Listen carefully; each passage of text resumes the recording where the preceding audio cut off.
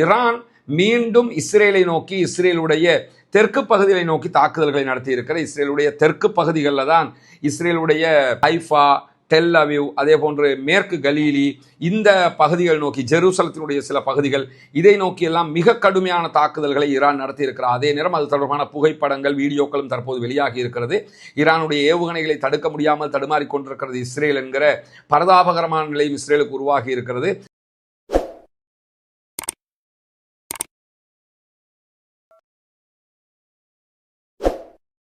அன்றுக்கினிய சகோதர சகோதரிகளே, நம் அனைவர் மீதும் ஏக இறைவனுடைய அமைதியும் கருணையும் உண்டாகட்டுமாக என்கிற உயரிய பிரார்த்தனைகளோடு தொடர்ச்சியாக ஈரான் மீது இஸ்ரேலிய அமெரிக்க இராணுவத்தினுடைய ஆக்கிரமிப்பு தாக்குதல்கள் நடைபெற்று வருகிற அதே நேரம் ஈரானும் அதற்கான பதிலடி தாக்குதல்களை அமெரிக்காவினுடைய மத்திய கிழக்கில் இருக்கக்கூடிய நிலைகள் மீதும் அதே போன்று இஸ்ரேலுடைய நிலைகள் மீதும் தொடர்ந்து தாக்குதல்களை நடத்தி வருகிறது. இந்த தாக்குதல்கள் இன்றைக்கு 25வது நாட்களை தாண்டி உச்சமாக நடந்து வரக்கூடிய சூழல்ல நேற்றைய தினம் திடீரென அமெரிக்க அதிபர் டொனால்ட் ட்ரம்ப் என்ன பண்ணாருன்னா, ஈரான் மீதான ஈரானுடைய மின் நிலையங்களை, பவர் பிளானட்டுகளை இலக்கு வைத்து நடத்தப்பட இருக்கிற தாக்குதல்கள் 48 மணி நேரம் கெடு விதிக்கப்பட்டிருந்தன.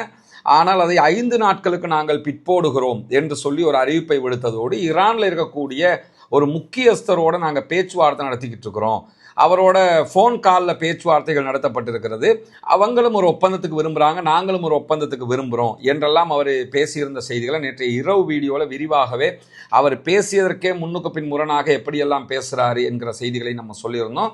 ஆனால் தாங்கள் பேசுவது முஜ்தபா காமனியோடு கிடையாது என்பதையும் அவர் சொல்லியிருந்தார். இந்த நிலையில தான் அமெரிக்க ஊடகங்கள் வெளியிட்டிருக்கக்கூடிய செய்திகளில் என்ன சொல்லியிருந்தாங்கன்னா, அமெரிக்கர்கள் தரப்பில் இருந்து பேசப்பட்டது முஜ்தபா காமனியோடு கிடையாது, அவர்களுடைய பாராளுமன்ற சபாநாயகராக இருக்கக்கூடிய முகமது ஹலீபாபோடு தான் பேசினார்கள் என்கிற செய்திகள் தான் அமெரிக்க ஊடகங்கள் ஊகமாக வெளியிட்டிருந்த செய்திகளாக இருந்தது.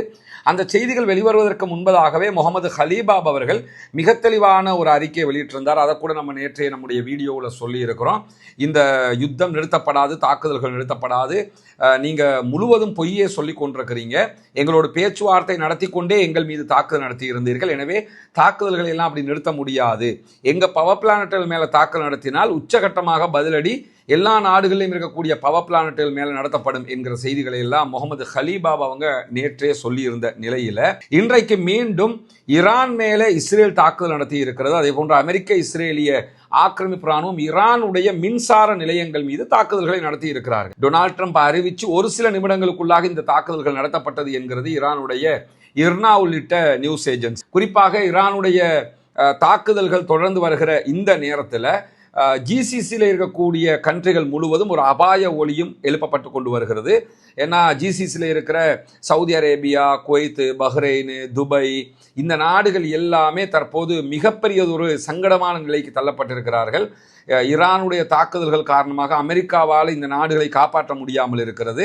குறிப்பாக அமெரிக்கா எப்போதுமே இஸ்ரேல் தரப்புக்கு ஆதரவாக ஃபேவராகத்தான் இருக்கிறாங்களே தவிர அரபு நாடுகளுக்கு ஃபேவராக இல்லை என்கிறது இந்த யுத்தத்தில் மிக தெளிவாக வெளிவந்திருக்கக்கூடிய ஒரு செய்தியாக இருக்கக்கூடிய சூழல்ல நேற்று இரவுல இருந்து, அதாவது டொனால்ட் ட்ரம்பினுடைய அறிக்கைக்கு பிறகு யுஏஇ, பஹ்ரைன், குவைத் ஆகிய நாடுகள் மேலே இரவு முழுவதும் பல தாக்குதல்களை ஈரான் நடத்தி இருக்கிறது. பலத்த சைரன் ஒலிகள் எல்லாம் அந்த நாடுகளில் எழுப்பப்பட்டிருக்கிறது என்கிறது அல் ஜசீராவினுடைய தரவு தகவல்கள். அதே நேரத்தில் சவுதி அரேபியா தன்னுடைய நாட்டினுடைய கிழக்கு பகுதிகளில் 20க்கும் மேற்பட்ட ஆளில்லா விமானங்களை தடுத்திருக்கிறது என்கிற செய்திகள் வெளியாகி இருக்கு. சவுதி அரேபியானுடைய கிழக்கு பகுதிங்கிறது யான்பு என்கிற பகுதி. யான்புல இருக்கிற துறைமுகத்தை தான் இலக்கு வைத்து இந்த தாக்குதல்கள் நடத்தப்பட்டிருக்கிறது என்று சொல்லப்படுகிறது. காரணம் என்னன்னா, சவுதி அரேபியானுடைய 30% பெட்ரோல் ஏற்றுமதி யான்புல இருந்து தான் போகும்.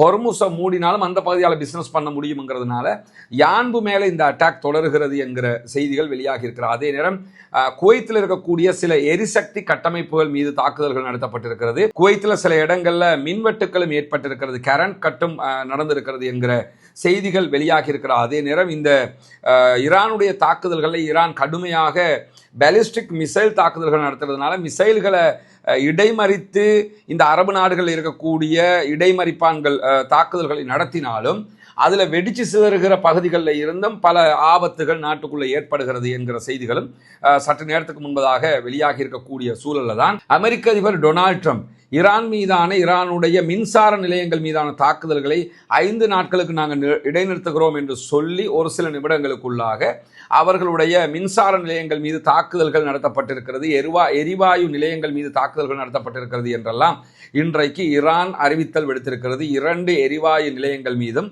ஒரு எரிவாயு குழாய் மீதும் அமெரிக்க இஸ்ரேலிய ஆக்கிரமிப்பு இராணுவத்தினுடைய தாக்குதல்கள் ஈரான் மீது நடத்தப்பட்டிருக்கிறது என்று ஈரானுடைய மெஹர் நியூஸ் ஏஜென்சி வெளியிட்டிருக்கக்கூடிய செய்தியில் நம்ம பார்க்க முடிகிறது. அதே நேரத்தில் இஸ்ஃபஹானில் இருக்கக்கூடிய காவே என்கிற ஒரு தெருவில் அமைந்திருக்கக்கூடிய எரிவாயு நிர்வாக கட்டிடம் மீது தாக்குதல் நடத்தப்பட்டிருக்கிறது.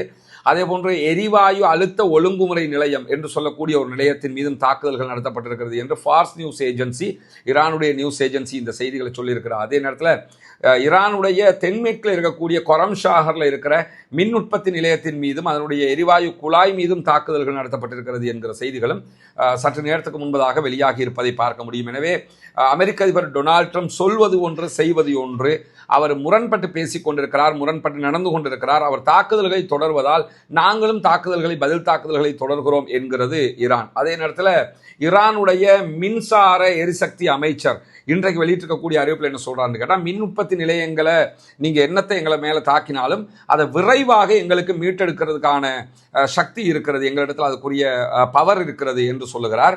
மக்கள் கொஞ்சம் கூட கவலைப்பட வேண்டிய அவசியம் இல்லை. மின் உற்பத்தி நிலையங்கள் தாக்கப்பட்டால் அதை விரைவாக நாங்கள் மீண்டும் கட்டி நவீனமயப்படுத்தி விடுவோம் என்று சொல்லி அவர் சொல்லியிருக்கக்கூடிய செய்தியை இன்றைக்கு அரசாங்க ஊடக ஒலிபரப்பு நிறுவனமாக இருக்கக்கூடிய IRIB வெளியிட்டிருக்கக்கூடிய தகவலையும் பார்க்க முடியும். இப்படி ஈரான் தன் மீது நடத்தப்படுகிற தாக்குதல்களை எதிர்கொள்வதற்கும் தயார், அப்படி தாக்குதல்கள் நடத்தப்பட்டால் தன்னுடைய பவர் பிளானட்டுகளை திரும்ப காப்பாற்றிக் கொள்வதற்கும் தயாராக இருக்கிறது என்கிற செய்திகளையும் வெளியிட்டிருக்கிற அதே நேரத்தில் இஸ்ரேல் மீது இன்றைக்கு ஹெஸ்புல்லாக்கள் 5க்கும் மேற்பட்ட மிக பெரும் தாக்குதல்களை நடத்தி இருக்கிறார்கள் என்கிற செய்திகள் வெளியாகி இருக்கிறது. இஸ்ரேலை பொறுத்தவரையில் ஹெஸ்புல்லாக்களை இலக்கு வைக்கிறோம் பேர்வழி என்கிற பேரில் லெபனானை ஒட்டி இருக்கக்கூடிய லிட்டானி ரிவர், லிட்டானி ஆறு தான் இஸ்ரேலையும் லெபனானையும் பிரிக்கக்கூடிய பகுதி.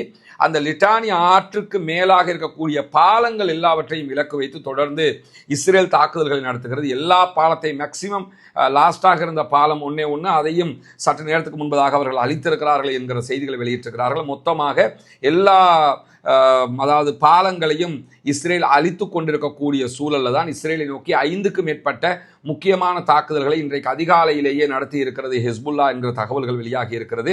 இஸ்ரேலிய படைகள் கூடியிருந்த இடங்கள், அதே போன்று இஸ்ரேலுடைய ஒரு படைத்தளம், இஸ்ரேலுடைய ஒரு ரேடார் தளம், அதே போன்று பீரங்கி நிலைகள், இதை நோக்கி எல்லாம் தாக்குதல்கள் நடத்தி இருக்கிறார். அதே நேரம் தெற்கு லெபனானில் இருக்கக்கூடிய கஃபார்கிலா என்கிற நகரத்துக்கு உள்ள இஸ்ரேல் வழியாக நுழைய இருக்கிற ஃபாத்திமா என்ற ஒரு கேட், அந்த கேட்டு வாசல்கிட்ட இருந்த இஸ்ரேலிய ஆக்கிரமிப்பு இராணுவத்தினுடைய படைகள் மீது ராக்கெட் தாக்குதல்கள் நடத்தப்பட்டிருக்கிறது என்கிற செய்திகளோடு வடக்கு இஸ்ரேலில் இருக்கக்கூடிய மலோட் தர்ஷிகா என்கிற ஒரு ரேடார் தளமும் இன்றைக்கு லெபனானுடைய ஹெஸ்புல்லாக்களால் அளிக்கப்பட்டிருக்கிறது என்கிற செய்திகளும் வெளியாகி இருக்கிறது. இதை தாண்டி இன்றைக்கு வெளியாகி இருக்கக்கூடிய மிக முக்கியமான செய்திகள், ஹெஸ்புல்லாக்கள் தொடர்ந்து இஸ்ரேலுடைய வடக்கு இஸ்ரேலை குறிவைத்து தாக்குதல் நடத்துகிறார். அதே நேரம் ஈரான் மீண்டும் இஸ்ரேலை நோக்கி, இஸ்ரேலுடைய தெற்கு பகுதிகளை நோக்கி தாக்குதல்களை நடத்தி இருக்கிற இஸ்ரேலுடைய தெற்கு பகுதிகளில் தான் இஸ்ரேலுடைய ஹைஃபா, டெல் அவிவ், அதே போன்று மேற்கு கலீலி, இந்த பகுதிகள் நோக்கி ஜெருசலத்தினுடைய சில பகுதிகள், இதை நோக்கி எல்லாம் மிக கடுமையான தாக்குதல்களை ஈரான் நடத்தி இருக்கிறார். அதே நேரம் அது தொடர்பான புகைப்படங்கள், வீடியோக்களும் தற்போது வெளியாகி இருக்கிறது.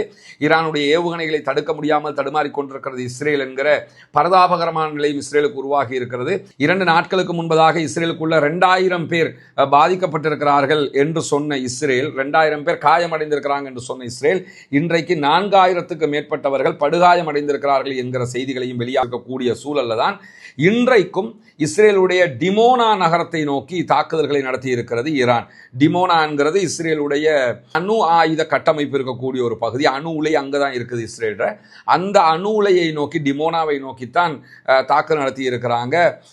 இது அவர்களுடைய மிக பெரும் பாலைவன பகுதிகளில் அமைந்திருக்கக்கூடிய ஒரு பகுதி. அந்த பகுதியை நோக்கி இன்றைக்கு தாக்குதல் நடத்தி இருப்பது மட்டுமல்லாமல் ஹைஃபா துறைமுக நகரத்தை சுற்றியும் பலத்த தாக்குதல்களை இன்றைக்கு ஈரான் நடத்தி இருக்கிறது. இதுவரைக்குண்டான தாக்குதல்கள் என்கிற செய்திகளும் வெளியாகி இருக்கக்கூடிய சூழல்ல தான் இன்றைக்கு அமெரிக்காவுடைய பேச்சுவார்த்தைகள் குறித்த செய்திகளுக்கு ஈரானுடைய நாடாளுமன்றத்தின் மூத்த உறுப்பினர்களில் ஒருவராக இருக்கக்கூடிய ஈரான் நாடாளுமன்றத்தினுடைய தேசிய பாதுகாப்பு மற்றும் வெளியுறவு கொள்கை குழுவினுடைய தலைவருமாக செயல்படக்கூடிய இஸ்மாயில் கௌஷாரி என்கிறவர் ஒரு காட்டமான அறிவித்தலை விடுத்திருக்கிறார். அவர் ஈரானுடைய கவர்மெண்ட்டுக்கு என்ன சொல்றாருன்னு கேட்டால், அமைதியை எட்டுவதற்கான பேச்சுவார்த்தைகள் நடந்துகிட்டு இருக்கும் போதே இஸ்ரேலும் அமெரிக்காவும் சேர்ந்து நம்ம மேல தாக்குதல் நடத்தியிருக்கிறாங்க. எனவே இந்த ரெண்டு பேரையும் நீங்க நம்பக்கூடாது.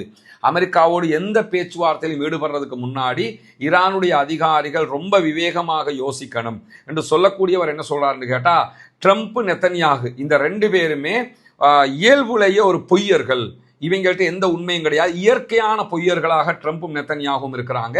இவர்கள் நம்ம நாட்டுக்குள்ள பிளவை உண்டாக்குற வேலையை தான் பார்ப்பாங்க. நாங்கள் ஒருத்தரோட பேசி இருக்கிறோம் என்று சொன்னால் அவர் யாரு? முகமது ஹலீபாப். அப்போ ஹலீபாப் நமக்கு தெரியாமல் அமெரிக்காவோட பேசிக்கிட்டு இருக்கிறாருன்னு ஜனாதிபதியும் மற்றவங்களும் குழம்புவாங்க. இந்த மாதிரி நம்மளை பிரித்தாளுகிறதுக்கான ஒரு ஏற்பாட்டை பண்ணுறாங்களே தவிர உண்மையாக அவர்கள் நம்ம மேலே நம்மளோட சமாதானமாக வருவதற்கான எந்த ஒரு ஏற்பாடும் அவர்களுக்கு கிடையாது. எனவே யுத்தத்தை நிறுத்தாமல் அமெரிக்கா மேலே தாக்குதல்கள் நடத்திய தீர வேண்டும் என்று சொல்லி சற்று நேரத்துக்கு முன்பதாக ஈரானுடைய பாராளுமன்றத்தின் மூத்த உறுப்பினருடைய அறிக்கையும் வெளியாகி இருக்கிறது. எனவே அவர் சொல்லக்கூடிய ஒரு செய்தி, ட்ரம்ப்பும் நெத்தன்யாகும் இயற்கையிலேயே பச்சை பொய்யர்கள் என்பது அது உலகமே தெரிந்து கொண்ட ஒரு பேருண்மை என்பதை நம்ம புரிந்து கொள்ள முடிகிறது. அதே நேரத்தில் இன்றைக்கு வெளியாகி இருக்கக்கூடிய இந்த செய்திகளைத்தான் உங்களுக்கு மத்தியிலே கொண்டு வந்திருக்கிறோம். தொடர்ந்து இணைந்திருக்க நம்முடைய இரவு அப்டேட்டில் மேலதிகமான பல முக்கியமான செய்திகளை உங்களோடு பகிர்ந்து கொள்ள இருக்கிறோம். ரஸ்மின் எம்ஐசி நியூஸ் மற்றும் ரஸ்மின் டாக்ஸ் ஆகிய இரண்டு சேனல்களையும் சப்ஸ்கிரைப் செய்யாத சகோதரர்கள் சப்ஸ்கிரைப் செய்து தொடர்ந்து இணைந்திருங்கள். வாஹர்தா அவானா அல்ஹம்துலில்லாஹி ரப்பில் ஆலமீன். இங்கே நீங்கள் இந்த வீடுகளை பார்த்தீங்கன்னா, இந்த வீட்டுக்கு எது ஹால் எது கிச்சன்ங்கிற அந்த வித்தியாசமே இருக்காது. அந்த அளவுக்கு அவங்க இருக்கிறத கொண்டு ஏதோ ஒரு வகையில் போய் கொண்டிருக்கிறாங்க. நீங்கள் அந்த காட்சிகளை பார்க்கும்போது உங்களுக்கு தெளிவாக புரியும். உங்கள் கணவர் நுவரெலியிலையா? அப்போ இப்போ தொழிலுக்கு போயிட்டாரா? இனிய சகோதர சகோதரிகளே, தொடர்ந்து உங்களுக்கு தெரியும் நம்முடைய வீடியோக்களை பார்த்து வரக்கூடிய சகோதரிகளுக்கு ரமலானுடைய மாதத்தில் ஜகாத்து தான தர்மங்களை செய்யக்கூடிய சகோதரர்கள் மூலமாக இலங்கையினுடைய கிழக்கு மாகாணத்தினுடைய முதல் நகரமாக இருக்கக்கூடிய பொத்துவில்ல உள்ள இருக்கக்கூடிய சர்வோதயபுரம் என்கிற பகுதிகளில் ஹிஜ்ரத் நகர் என்கிற பகுதிகளில் தான் நம்ம இப்போ நிற்கிறோம். இந்த பகுதிகளில் இருக்கக்கூடிய இஸ்லாத்தை வாழ்வியலாக ஏற்றுக்கொண்டிருக்கக்கூடிய, புதிதாக இஸ்லாத்தை ஏற்றுக்கொண்டிருக்கக்கூடிய சகோதரர்கள் படுகிற கஷ்டங்களை நம்ம அண்மை காலமாக பார்த்துருந்தோம். அந்த அடிப்படையில் அவங்களுக்கான வாழ்வியல் இடங்கள் இல்லை, அவங்களுக்கு ஒரு வீட்டு வசதியை ஏற்படுத்தி கொடுப்பதற்கான ஒரு முயற்சியாகத்தான் ஒரு வீட்டு திட்டத்தை, அந்த முயற்சியை தான் நம்ம செஞ்சு வர்றோம். அந்த அடிப்படையில் பார்த்தோம்னு சொன்னால் இவங்களுடைய கணவர் புனிதமிக்க இஸ்லாத்தை ஏற்றுக்கொண்டவர் இன்றைக்கு கூலி வேலையாக வெளியில் போயிருக்கிறாரு. இந்த வீடு அவங்களுக்குரிய வீடு கிடையாது, வேறொருத்தவங்களுக்குரிய வீடுகள் தான். இங்கே இருக்கக்கூடிய பெரும்பாலானாக்கள் அப்படி தான் இருக்கிறாங்க. ஏற்கனவே பள்ளி தலைவர் நமக்கு அந்த செய்திகளை சொல்லியிருக்கிறார். ஸ்கூலுக்கு போகிற நேரத்தில் நம்ம கொழும்புலாம் 6:30 மணிக்கு பிள்ளைகளை எடுத்துகிட்டு போயிடுவோம் ஸ்கூலுக்கு போகிறதுக்காக. ஆனால் இங்கே அப்படி போக முடியாது. ஏன்னா அந்த நேரத்தில் யானை நிற்கும். இந்த மாதிரியான பல தொல்லைகளுக்கு மத்தியில் தான் இந்த மக்கள் வாழ்ந்து வருகிறார்கள். எனவே நபிகள் நாயகம் ஸல்லல்லாஹு அலைஹி வஸல்லம் அவர்கள் நிறைய தான தர்மங்களை செய்திருக்கக்கூடிய செய்திகளை நீங்கள் தொடர்ந்து எல்லா பயான்களையும் உரைகளையும் பார்த்து வந்திருப்பீங்க. அதே நேரத்தில் இந்த மாதிரியான மக்களுக்காக வேண்டி இஸ்லாம் நமக்கு தந்திருக்கக்கூடிய ஒரு அழகான வாய்ப்பு தான் ஜகாத்து திட்டத்தில் 8 பேரை இஸ்லாம் நமக்கு வகைப்படுத்துகிறது. அதில் நம்ம இந்த ஃபக்கீர்கள், மிஸ்கீன்கள், இந்த மாதிரி ஆட்களை தொடர்ந்து நம்ம பார்த்துக்கிட்டே வருவோம். அதில் ஒரு பாட்டாக யார் இருப்பாங்கன்னா, முஅல்லஃபத்துல் குலூப், உள்ளங்கள் ஈர்க்கப்படுகிறவர்கள் என்கிற ஒரு கூட்டத்தார் இருக்கிறார்கள். அந்த கூட்டத்தாருக்கும் உதவி செய்ய வேண்டிய ஜகாத் நிதிகளை கொடுக்க வேண்டிய தேவை இருக்கிறது. நிறைய தான தர்மங்களை பண்ணுவீங்க. இந்த மக்களுக்காக உங்கள் ஜகாத்திலிருந்து ஒரு பகுதியை ஒதுக்குங்கள். முன்னால் தெரிகிற நம்முடைய தொலைபேசி மற்றும் வாட்ஸ்அப் இலக்கத்திற்கு நீங்கள் தொடர்பு கொள்ள முடியும். மேலதிக தகவல்களை கேட்க முடியும். நேரில் வந்து பார்க்க விரும்புகிற சகோதரர்களையும் அழைத்து கொண்டு வந்து நம்ம இந்த பகுதியில் காட்டுறதுக்கு நம்ம தயாராக இருக்கிறோம். பார்த்து உங்களால் முடிந்த உதவிகளை நீங்கள் அந்த மக்களுக்காக, இந்த திட்டத்திற்காக நீங்கள் முன்மொழிந்து செய்ய முடியும்.